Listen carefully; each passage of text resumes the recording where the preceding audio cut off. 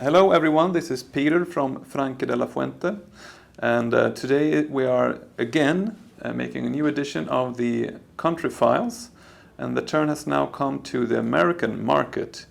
But today is a bit of a special edition because I am very happy to be joined by Christopher Clover from Panorama, and with his rich experience we are hoping that we can also cover a few other topics, talk about the history of Panorama and a few points maybe on the future of Marbella.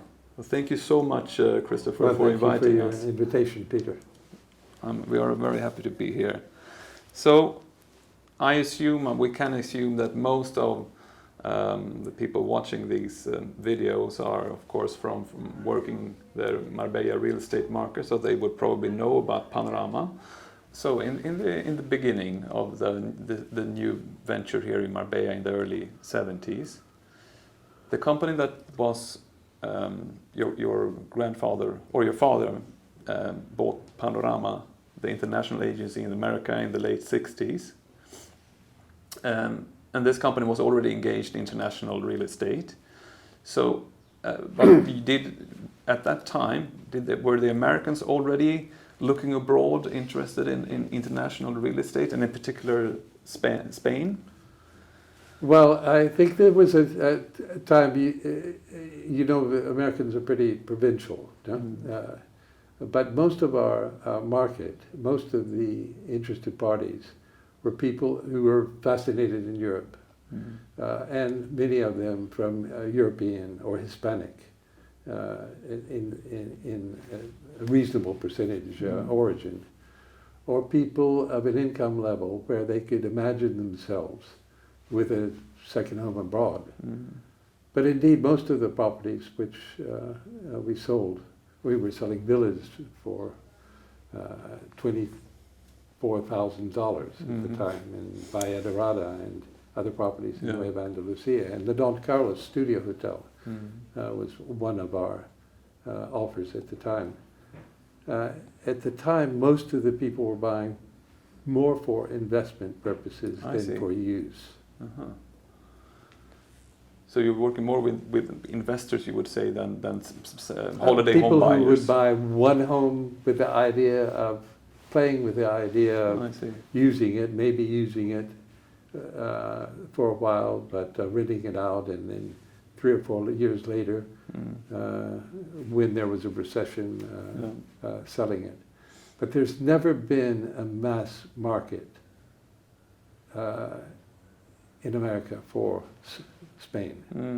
If you look at the numbers, there were, I think last year, 582,000 properties sold in Spain. And the American market,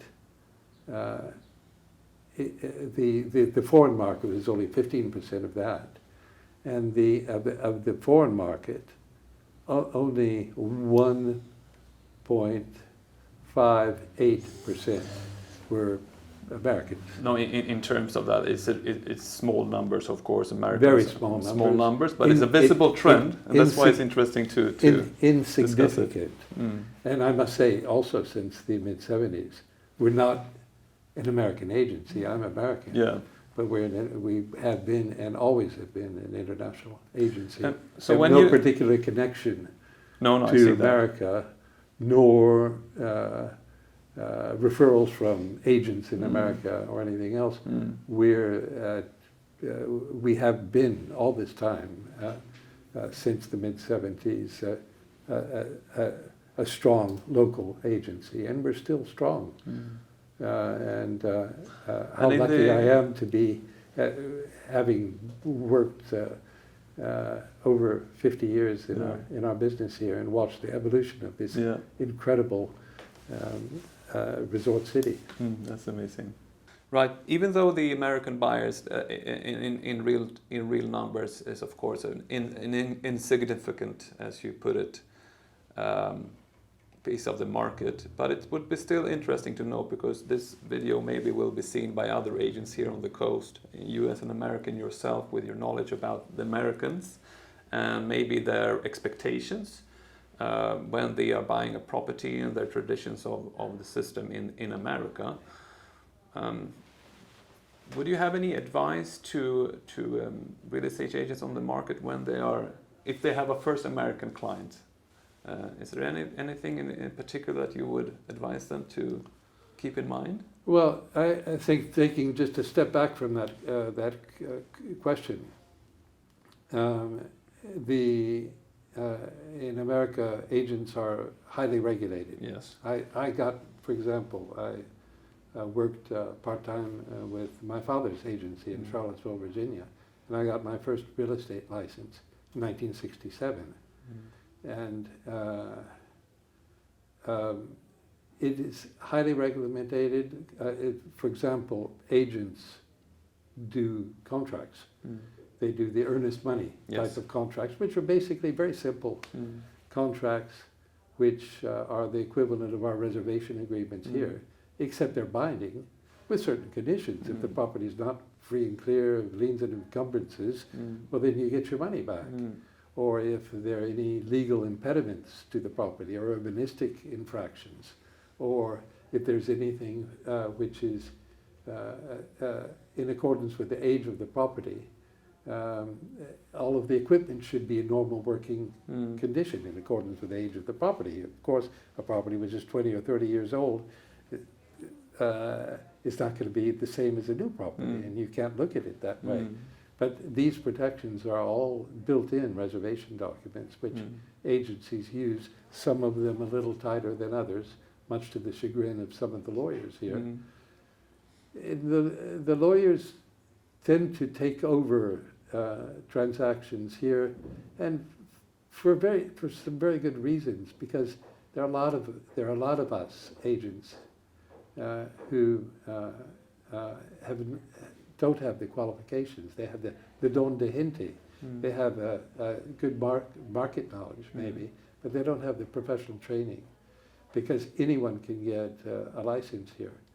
So buyers are more beware, caveat emptor, and lawyers are protective.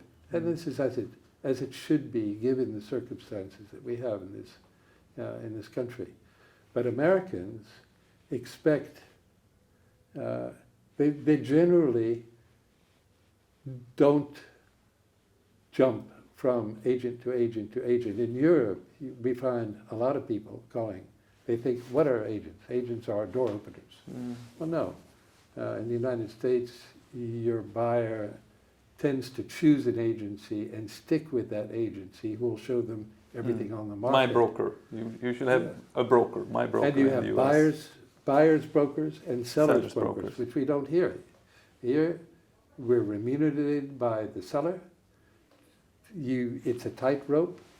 And how do you walk that tightrope as a good agency? As a good agent, you let market mechanisms work. You can't over-represent a seller, because if you do, well, you're not going to get your deal.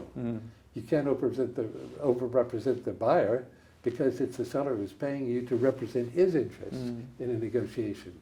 So it's walking that tightrope, which is, it takes training, it takes experience. You can never forget who's paying you to do your mission, who's the seller, that you have a legal obligation to represent his interests, but at the same time, letting market mechanisms work so that an offer which is made, you're guiding both parties into a negotiation with lots of experience and skill in doing that.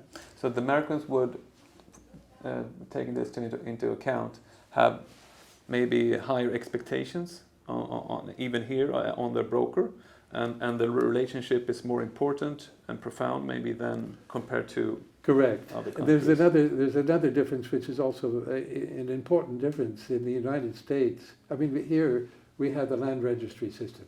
It's a Napoleonic system. It was been imposed for how long? 200 years. Yeah. More than 200 years. And in the United States, you need title insurance, which is a complicating factor because and costly. Another difference is the fact that the property taxes here are so low. Yes. And surprising, always surprising to your American clients. Yes, positive surprise. That because it's so expensive, because it's through property taxes that the whole scholastic system is paid in the United States. And they can go from, correct me if I'm wrong, 1.3% even up to 3% of the property value as a yearly property tax in the US. Easily. So when they hear about their local EB, they are positively surprised, of course. Yes, absolutely. And then you have also the difference in professional escrow companies as well in the US for deposits. Deposits here, whereas the escrow is either in a client's account of an agency, which you have to be working with an agency that has a liability insurance, which is valid for that account, and that's obligatory. In the world of agents, or in a lawyer's client's account. No? Client's accounts are not particularly understood very well by the tax authorities, so you have to be extremely careful in documenting absolutely everything with reference to meticulously, the deposits and the payments from the client account, as you'd have to do with your own account. Yeah, of course. But it's very different when it's other people's money. So there is escrow, but it's in a slightly different manner than in the United States, where you have, as you rightly say, escrow agents who are official parties set up only to hold money of third parties.